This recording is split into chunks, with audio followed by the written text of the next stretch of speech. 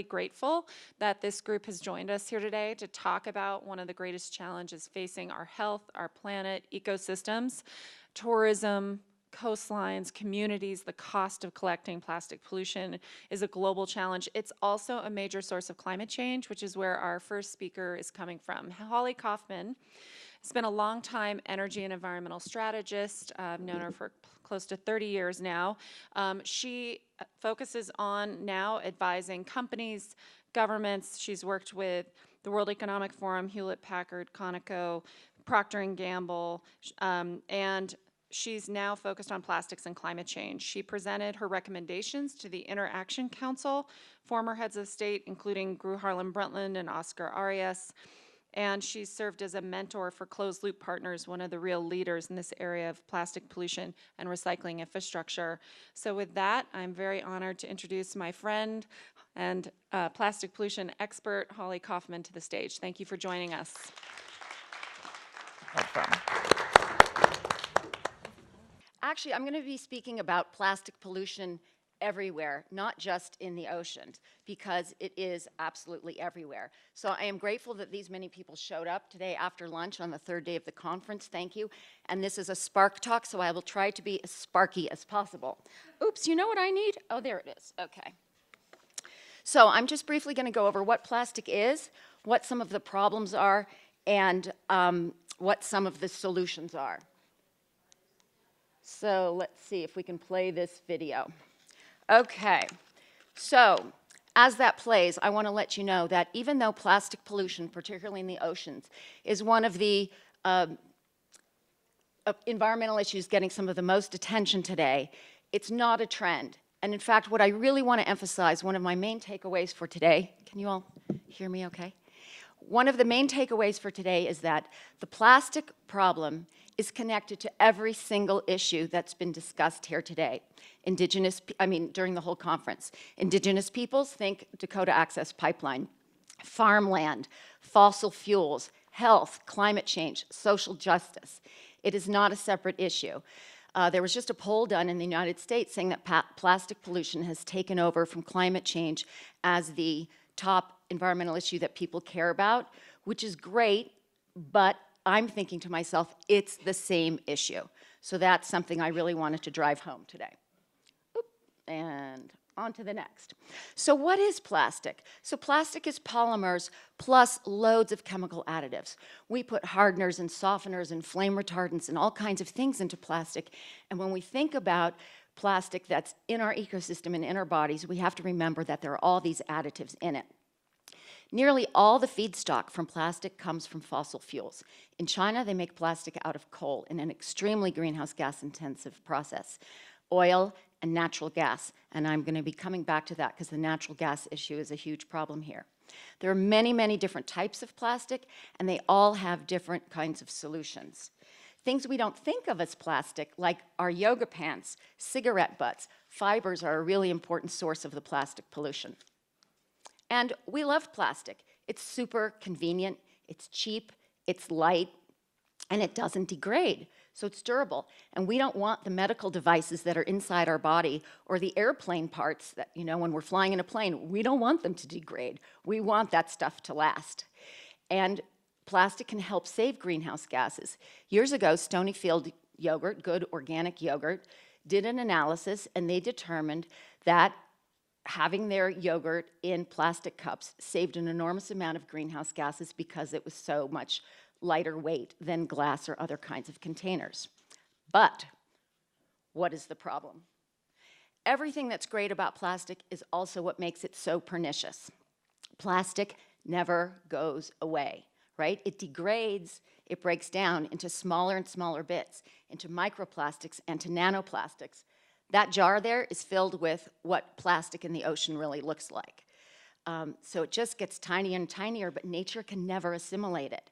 So there is a mismatch between the life of a product, like the plastic wrapper on your power bar, and the nature of the material and the length of time that you use a product. And we have to rework that, that ratio. Almost every piece of plastic that's ever been made still exists.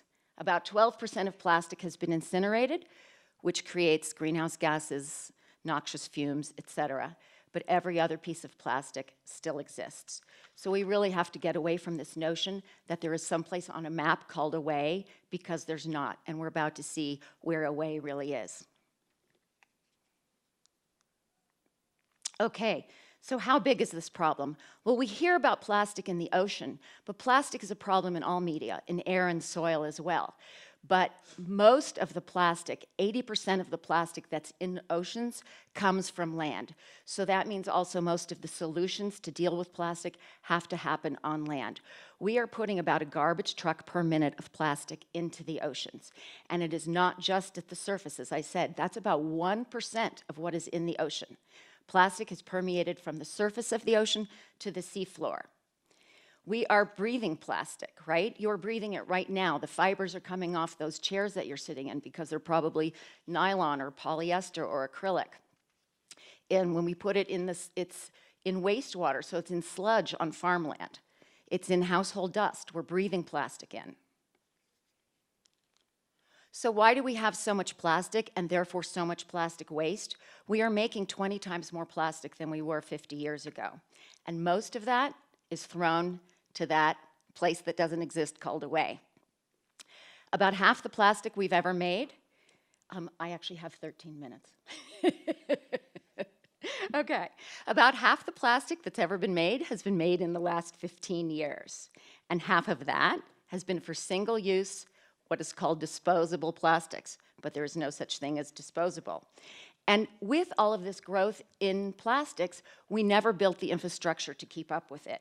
So by 2050, about 30 years from now, on a business as usual basis, we'll be making 30 times more plastic than we are now. But we recycle, we say. Well, plastic as opposed to glass and metal, very poor recycling rates. Most of it is not recycled, and it's getting worse owing to bans on importing dirty plastic from the West. So the US average for plastics recycling is about the same as the global average, which is only 9%. And recycling actually only delays the time until plastic becomes a waste. So it's not actually a solution. However, we're going to be hearing from Ellen later about some of the really innovative work that HP is doing along these lines. There's almost no recycling for textiles and fibers, and that is a huge source of the microplastics. Where's plastic coming from? So ignore all the details on this chart. Just pay attention to the big gold and red circles. So the circles are amount of waste. The red is unmanaged, uncollected waste. The gold is where waste is managed. So as you can see, the US, the EU, China produce a whole lot of plastic, but in some places at least it's collected and somewhat managed and stays out of the ocean. But in the island states, island countries, in China and Southeast Asia, most of that waste is going directly into, like via rivers, into the ocean. Okay, so why does all of this really matter? Well, one of the reasons is marine health. Okay, maybe marine health isn't your issue, right? But we depend on oceans for life. Oceans produce 50% of the oxygen we breathe. Oceans, as we all know in this audience, are a really critical carbon sink. And what you can see on the left, I don't have that laser printer, but that is zooplankton. So the plankton are eating microplastics, right? That bright green. And the plastics have all those chemicals in them. And plastics act as a sponge for persistent organic pollutants and all kinds of other chemicals. And they bioaccumulate up the food chain until the top predators and the people eat them. There's also direct ingestion from everything from corals to whales because plastic is tasty to them and it looks like jellyfish. Okay, so human health, even if you don't eat fish, but you eat conventional pork and chicken, 75% of the world's small fish catch goes to feeding chicken and pork. So you're still eating plastic. And even if you're vegetarian or vegan, you're still eating plastic. It is in sugar, it is in salt, and there's a lot of it in beer. We are eating and drinking and breathing in about a credit card's worth of plastic a week. And we don't actually know what all of those health effects are yet. Okay, but now this is my favorite slide. This is the Sparky part of the Spark Talk. There are lots of human health impacts that we know of, and there are a number that we don't. But one of them is that diseases and invasive species show up in places because they floated there on plastic. The one that I want to focus on, though, is the endocrine disruptors. We know that because of the advent of plastics in the 1950s, that men around the world are becoming biologically less male. They have lower testosterone, they have lower sperm counts, and normally I just say that the male organ is getting smaller from one generation to the next, but thanks to Louie's talk yesterday on meat and penises, I want Louie to now do a film on plastics and penises because they are getting smaller. So this is a huge problem for human reproduction, but it may also be a solution because people are going to really care about that. Okay, social and economic costs. Huge. Can also talk about this for a half an hour. But just take a look at these pictures. This is where away is, right? These poor kids in the Philippines are collecting plastic cups to try to go sell them to make a little bit of money, right? So plastic's also really connected to the social justice issue, right? The picture on the left is the main drinking water source for Manila. The military, connected to military issues, the military had to come in and try to clean that up because it's the main source of drinking water, as I said. So huge impacts on tourism, on shipping. And now my current favorite subject, climate change and plastic. Okay, plastics are one of the most greenhouse gas intensive industries there are, along with aluminum and steel production. And it is greenhouse gas intensive throughout its entire life cycle, from the extraction of the fossil fuels to the waste. And because of the huge fracking boom, particularly in the United States, we have an oversupply of natural gas and we've got cheap oil. And this is leading to a massive build out of plastics and the associated petrochemical infrastructure. The US, in Texas, in Cancer Alley, in the Ohio Valley, in Pennsylvania, we are expanding and building out. In China, in the Middle East, in the EU, we are building massive plastics and petrochemical infrastructure because we have so much of this extra fossil fuel, which we learned yesterday we are subsidizing globally to the tune of $5.4 trillion a year. So just this year alone, the plastics life cycle will be responsible for the same amount of emissions as about 190 500 megawatt coal plants. If we follow this business as usual trajectory of this plastics infrastructure build out, the plastics life cycle will be responsible for about 10 to 17%, a huge chunk of the carbon budget we need to be at 1.5 degrees C. And we're already at 1, and let me tell you, 1 isn't so pretty. So I don't think 1.5 is going to be very nice either. Okay, saving the best for last. Climate change and plastic. Plastic emits greenhouse gases as it breaks down. So your polyethylene grocery bags, right? As they break down, they're emitting methane, ethylene, ethane.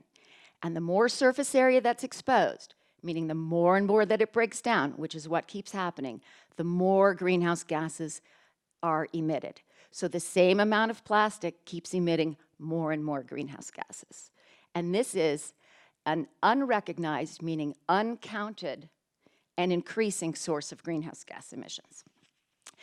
There's research going on now, too, to look at whether the plastics in the ocean, particularly because the plankton are eating it, it's affecting their metabolism, their reproduction, and their survival. So plastic may be interfering with the ocean's ability to absorb carbon. So that's an ecosystem service we cannot afford to lose. So very briefly on solutions for me to wrap up. Okay, we have to change this mindset that there's someplace called away. Cleaning up is nice, but it's not going to solve the problem unless we turn off the tap, right? And we can't really clean up all the microplastics and nanoplastics without taking the plankton and the krill with it, okay? One of the things that I would love to get your input on later is how do we stop the expansion and growth of the gas, oil, petrochemical infrastructure? That is something that really needs to happen. There's a number of other things listed there which are a lot of the same solutions that we need to put an end to fossil fuels. On the demand side, we all have to drastically reduce our use and our waste. So What are some of the things that we as individuals, as corporate leaders, as government officials can do? Notice this problem, model and educate. Don't go to a conference unless they're supplying metal, or bring your own metal water bottle, right? No plastic water bottles. We have tremendous influence over the organizations and municipalities of which we are a part. Make sure that your organization, your business, your city signs up for the Plastic Disclosure Project. plasticdisclosure.org. That way, those entities can start to measure the plastic use and plastic waste and have a baseline to figure out how to reduce. Then also ask your organizations, I am ending. Do you have a zero waste policy?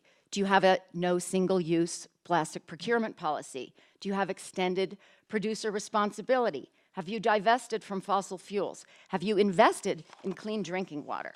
So just back to this slide to close with this image that this is not a fad, this issue is connected to everything, and it will be with us unless we all work together on it, and I'm happy to chat with you afterwards. Thank you.